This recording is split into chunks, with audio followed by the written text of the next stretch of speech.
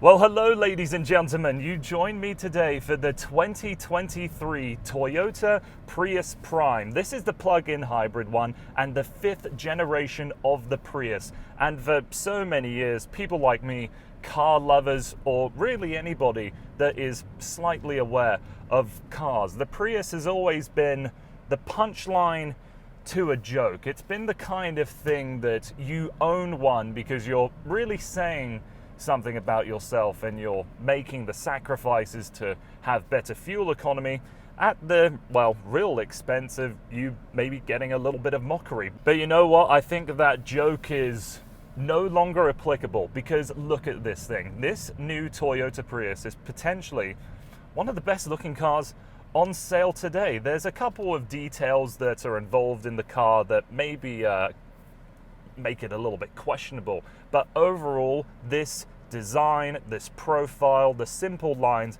inside and out, I think looks really good. But let's start off by talking about the powertrain, because that in of itself is a big change for the Prius Prime. We now have a 2-liter engine and a 13.6 kilowatt hour lithium ion battery pack. Its combined net horsepower is 220 and 139 pound-feet of torque for net output. And in all honesty, this does feel fairly rapid. I'm in pure EV mode right now, and if I put my foot down, like, that feels reasonably quick enough. And if I were to pop into sport so I could get the engine going here, if it actually wants to engage, there we go, like that, going around this bend here, does feel fairly rapid. It's still not quite a driver's car. We'll get to that in a bit, but overall, the jump, the leap from the 4th generation Prius into this is just very substantial. You can probably hear now that there is a fair amount of rumble to it. That's the biggest letdown of the driving experience so far, in my opinion. The steering is lifeless, but it does have a good amount of weight to it. The brake feel, actually, I don't think quite is as refined as some things I've experienced in the Korean hybrid or plug-in hybrid products. There's just that strange sensation going from regen to full braking, but after a day's worth of driving, you get used to it very quickly. I'm on the highway now, and you can probably tell it's actually fairly quiet in here. We've got thin, low rolling resistance tires, so that adds to it. That's all a contributing factor. But overall, driving this car on the highway or in town doesn't even have to be in EV mode. It is fairly quiet. The new Prius is based on the TNGA-C, the 2nd generation of this global platform. But the Prius is still very much a dedicated product. I mean, looking under the bonnet and how tightly packed that engine bay is makes you realize just how focused the engineers and the designers were to make this car as efficient as possible, as well packaged as possible. The new Prius and a few other new Toyota products have this strange layout to the steering wheel. It also feels quite small, but the whole point of it is so that you have a smaller wheel to look down onto the digital instrument cluster, which at first glance didn't feel all that logical to me, but I brought the steering wheel down and I kept my hands at a higher position than what I would usually do driving, and then it felt much more natural. With my hands at 11 and 1, it almost feels like that sort of go-kart like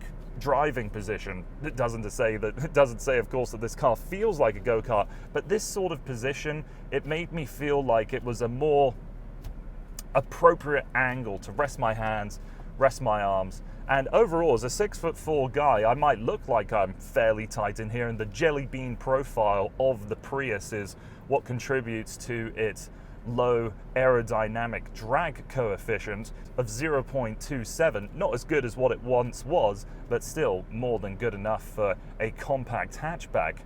I still have enough space in here that I don't feel totally cramped. The dual glass roof, that's a nice touch. And yes, there might be times I have to duck down to look at a traffic light if I'm right below one, but in all honesty, I feel that in a lot of compact cars. With the sloping roofline, you've got a very long A-pillar. The dashboard stretches far in front of you, almost making me wishing there was some kind of storage compartment far up there, because there's no place to really put your sunglasses. I would say interior cabin, interior storage space for your trinkets and phone and wallet and all that kind of thing, it's fairly limited here in the Prius. So if we could maximize that space somehow, maybe even put a tray up there, I think that would have been a good feature.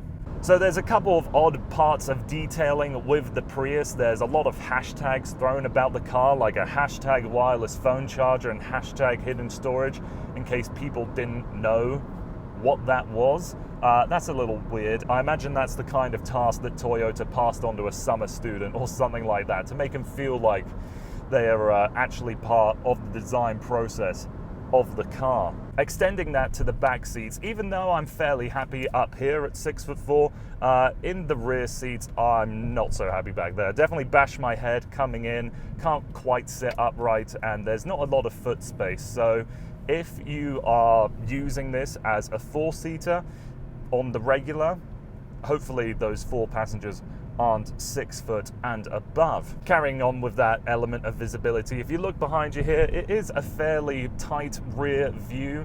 We don't have that split glass feature that we once did in the Prius to maximize that sloping line and also rearward visibility.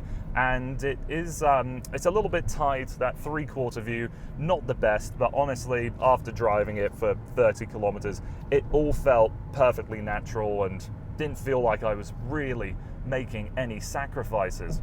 To talk a little bit more about the EV componentry and how you manipulate all of those aspects of driving here in the Prime, you do have the ability to change the levels of your regen braking, but you can't do it on the fly. When you're driving, you select whatever intensity you want out of the 3 levels, and then you've got to suffer with it until you come to a park. And I think that's a little bit of a misstep. I like being able to alter the levels of regen braking in a car instead of having to fix it to what I have right now as maximum regen. I wish there was more variability that I could make whilst driving.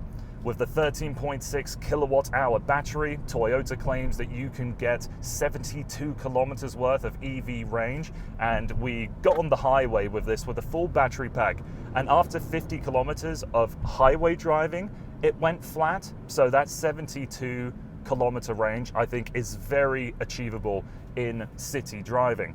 You have the ability to recharge the battery as you drive in the Prime, and by holding down this button, it just raises the RPM of that 2-liter engine to help charge up the battery. And after about 70 kilometers of highway driving, I gained 15% of charge. With the provided cable, level 1 or level 2 charging is feasible. With level 1, it's 11 hours worth of charging on a normal 110 volt household outlet, and then on level 2, it's 4 hours worth of charging to get a full battery pack.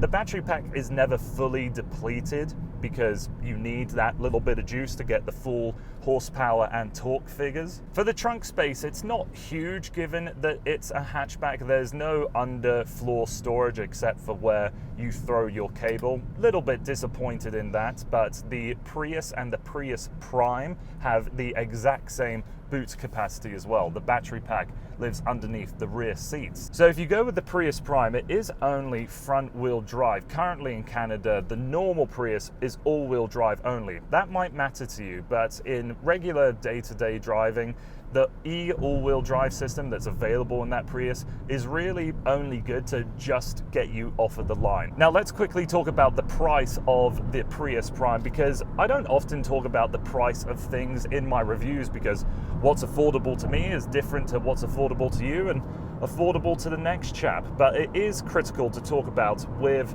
the Prius and the Prius Prime, because you will pay an extra $4,000-ish to go from the top spec Prius to the top spec Prius Prime. The trim levels and the equipment laid out for each, for the Prius and the Prius Prime, is different, so it's hard to align them exactly.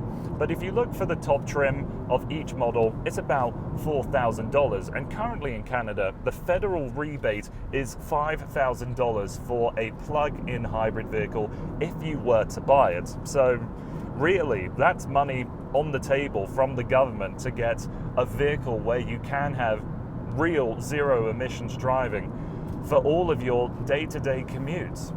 Unless you really wanted the all-wheel drive capability of the normal Prius, I'd say stick with the Prime. The only sacrifice to the exterior design in my mind is that we have conventional door handles for the front doors, which, for the sake of convenience and no one ever getting mad that a button doesn't work or it's too illogical to get in and out, that's a sacrifice worth making. But it really, I think, disturbs that clean side profile of the Prius. If it wasn't there, this would be one of the smoothest sides to a car I think I've ever seen. For the rear doors, you have an electronic door release just hidden right beside the window, which is an easy just pull and it pops out. But if the battery were to ever die, you have to stick your finger down into this cavity for the mechanical release. So after driving this Prius for 600 kilometers now, I am deeply, deeply impressed with it. I think it's incredibly well made,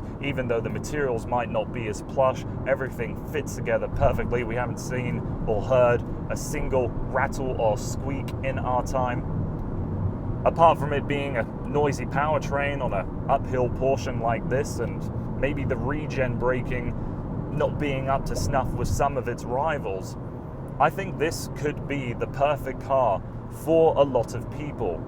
The 5th generation of the Toyota Prius is no longer a vehicle you have to explain or have to apologize for. It isn't reserved strictly for the benefit of having great fuel economy. There's a lot of really good things going for this new car now. It looks great. As I said, the cabin layout and design I think is really good. And of course, it still does get great fuel economy with even more power and electrical capability. It feels like you're getting more money out of this car than ever before. And for that, I think the new Prius is absolutely exceptional.